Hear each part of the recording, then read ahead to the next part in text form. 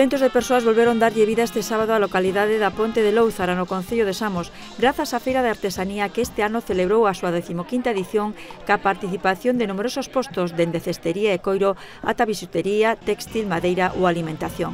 O ente celebrado nunha contorna privilexiada de gran beleza natural recolle a tradición que había neste lugar, que quedou baleiro por mor da emigración e onde hai anos había feira todos os 17 de mes. Agora elexiuse o 17 de agosto para revivir esta cita, aproveitando que antigos veciños da Ponte de Lóuzara ou os seus descendentes veñen de vacacións.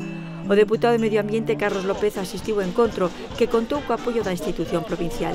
En concreto, achegáronse 4.000 euros a través do Plan Deputación 2024, destinados a esta feira e a que se celebrou o pasado domingo en Samos. Carlos López destacou o feito de que a feira de Ponte de Lóuzara sexa un evento consolidado no calendario.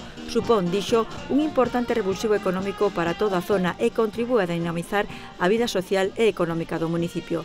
Ademais da venda de produtos, a feira contou con demostracións ao vivo de varios artesáns presentes, como este de canteiría, o estoutro de elaboración dun cesto de bimbio. E como non podía ser de outro xeito, non faltou o baile e a música para amenizar a xornada.